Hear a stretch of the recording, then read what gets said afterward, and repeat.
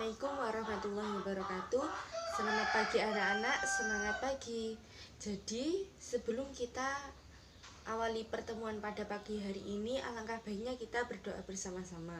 Harapannya agar proses pembelajaran pada pagi hari ini dapat terlaksana dengan lancar dan mudah-mudahan kita dapat mendapat ilmu yang manfaat dan barokah. Baik, berdoa mulai. Berdoa selesai. Nah, sebelum pada pembelajaran pada pagi hari ini kita mulai, Ibu absen terlebih dahulu ya. Baik, Angel ada? Ada. Cynthia ada? Ada. Dani ada? Ada. Firman ada? Ada. Baik, cukup. Alhamdulillah hadir semua ya. Jadi pada pertemuan pagi hari ini, nah, bagaimana? Apakah kalian sudah siap untuk materi pada pagi hari ini? Oke, jadi pada pagi hari ini Ibu akan menjelaskan materi tentang sistem reproduksi manusia. Jadi seperti itu. Nah, sistem reproduksi manusia yang Ibu jelaskan hari ini tentang pembelahan sel. Jadi, tujuannya untuk mempelajari sistem reproduksi manusia ini adalah untuk mengetahui bagaimana proses dari reproduksi itu terjadi. Seperti sperma yang membuahi ovum. Jadi seperti itu. Nah, sperma dan ovum itu sendiri merupakan sel, sehingga perlu untuk memahami karakteristik dari sel dan memahami pembelahan-pembelahan yang terjadi pada sel. Nah, pada sistem reproduksi ini juga ada pembelahan mitosis dan meiosis, sehingga memahami pembelahan sel ini adalah hal yang paling penting sebelum kita mempelajari tentang reproduksi manusia. Jadi seperti itu ya. Nah, bahwa pada awalnya manusia berasal dari sel atau zigot. Sel tersebut selanjutnya mengalami pembelahan secara terus-menerus, sehingga pada saat manusia setelah dewasa, jumlah seluruh sel yang ada di dalam tubuh manusia itu sekitar 200 triliun. Nah, mengapa sel mengalami pembelahan? Ayo, coba ada yang tahu mengapa sel mengalami pembelahan? Baik, Ibu akan jelaskan. Nah, mengapa sel mengalami pembelahan? Yang pertama, untuk mengalami pertumbuhan. Jadi setiap harinya, setiap jamnya, setiap waktunya itu sel mengalami pertumbuhan. Nah, untuk apa sel bertumbuh secara terus-menerus?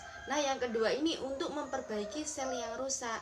Jadi tujuannya sel itu berkembang biak atau mengalami pertumbuhan itu gunanya untuk memperbaiki sel-sel yang rusak. Jadi sel-sel yang rusak itu diganti oleh sel-sel yang baru atau sel-sel anakan. Nah, yang ketiga ini untuk bereproduksi. Jadi sel ini sangat penting untuk hal bereproduksi seperti itu. Nah, pada tubuh manusia ini sel merupakan unit yang paling banyak yang ada di dalam tubuh manusia seperti itu. Karena tanpa adanya sel, manusia itu tidak ada. Jadi manusia itu dominan atau dalam tubuh manusia itu banyak adanya sel-sel tersebut. Nah, pada tahap pembelahan sel ini ada beberapa pembelahan terbagi, yaitu ada dua. Yang pertama pembelahan mitosis dan pembelahan meiosis. Nah, untuk pembelahan mitosis ini sendiri merupakan jenis pembelahan sel yang menghasilkan dua anakan. Nah, sel anakan atau bisa disebut individu baru ini memiliki karakteristik yang identik dengan induknya. Artinya, kedua sel anakan ini mempunyai susunan genetik yang sama dan jumlah kromosom sel anakan juga sama dengan sel induk disebut dengan diploid. Nah, pada tahap pembelahan mitosis ini prosesnya itu lebih sedikit daripada pembelahan meiosis yang akan Ibu jelaskan. Nah, pada pembelahan mitosis ini ada beberapa fase yang dialami dalam pembelahan mitosis ini. Nah, seperti itu jadi pengertian tentang pembelahan mitosis. Nah, untuk fase-fase pembelahan mitosis ini ada 4 tahapan. Jadi pembelahan mitosis. Di sini ada 4 tahapan. Tahapan pertama pembelahan ini ada fase pembelahan. Ada yang tahu? Pembelahan profase. Nah, yang kedua ada pembelahan metafase.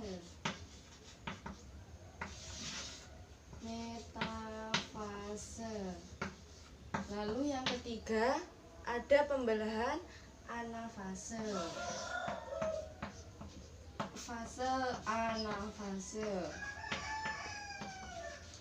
Lalu yang keempat ada fase telofase. Nah, pada keempat tahapan ini mempunyai proses masing-masing. Jadi, pada proses profase ini membran inti sel rusak ini menjadi bagian-bagian kecil atau fragmen dan benang-benang kromatin memadat menjadi kromosom. Seperti itu ya. Lalu pada tahap metafase ini, jadi pada tahapan metafase ini kromosom berjejer pada bidang-bidang pembelahan. Seperti itu. Jadi kromosomnya itu berjejer. Seperti itu.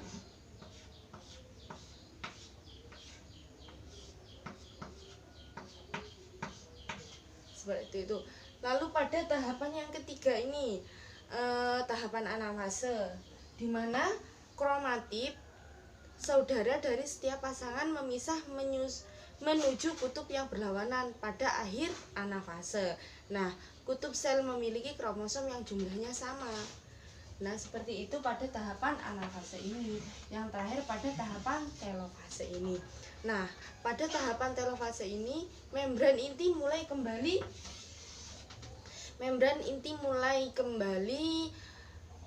bergabung dengan kromosom, jadi mulai merenggang seperti itu. Nah, pada tahapan mitosis ini sangat singkat seperti itu, jadi tidak banyak seperti tahapan meiosis seperti itu ya. Nah, pembelahan yang kedua ini ada pembelahan meiosis. Apa pengertian dari pembelahan meiosis? Jadi pembelahan meiosis ini merupakan pembelahan sel yang menghasilkan 4 sel anakan, yang masing-masing sel ini anakannya itu hanya memiliki separuh dari jumlah kromosom sel induk. Jadi seperti itu. Nah, juga dapat dikatakan bahwa jumlah kromosom yang dimiliki oleh sel anakan disebut dengan haploid. Pembelahan meiosis ini bisa disebut juga sebagai pembelahan reduksi. Nah, jadi untuk tahapan-tahapan pembelahan meiosis ini memiliki tahapan yang panjang dan banyak, tidak seperti pembelahan mitosis yang sudah Ibu jelaskan tadi ya. Seperti apa tahapan pada pembelahan meiosis ini? Jadi pembelahan meiosis pada tahapan ini yang pertama ada tahapan fase profase 1 ya. Nah, lalu yang kedua ada metafase 1.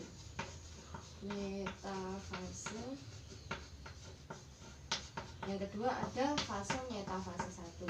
Nah, yang ketiga ini ada fase anafase 1. Nah, seperti mitosis. Dan yang terakhir ada fase telofase.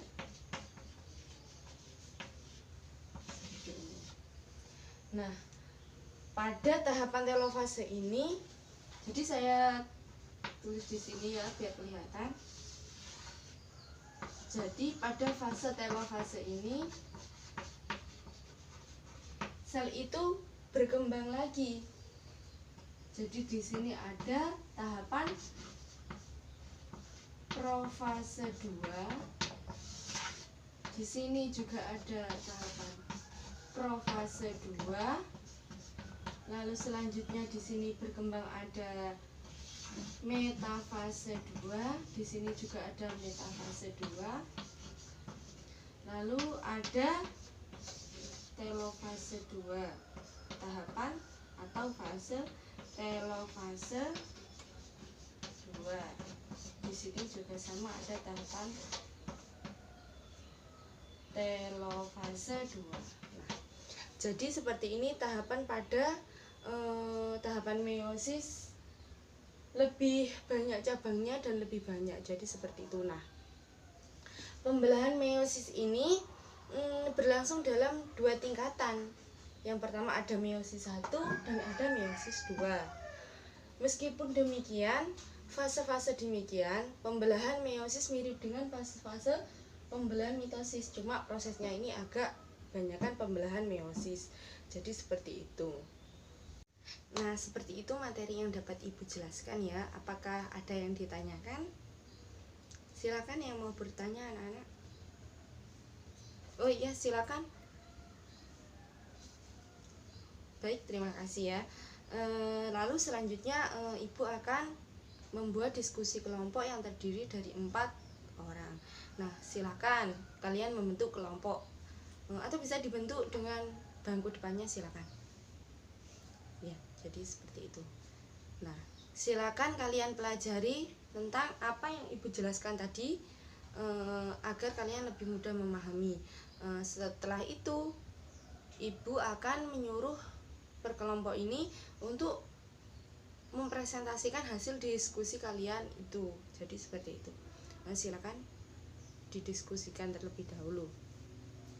Nah, sudah selesai. Nah, silakan masing-masing kelompok maju dan mempresentasikan hasil diskusinya ya.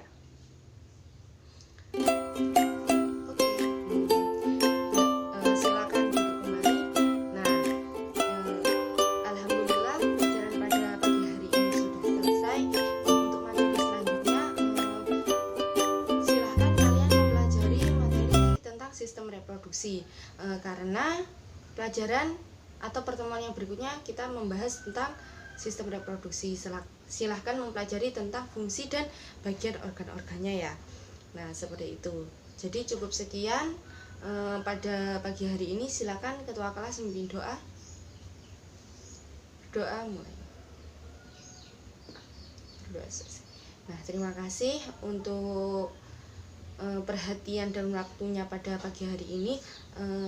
Kurang lebihnya mohon maaf. Sampai jumpa pada pertemuan minggu depan. Wassalamualaikum warahmatullahi wabarakatuh.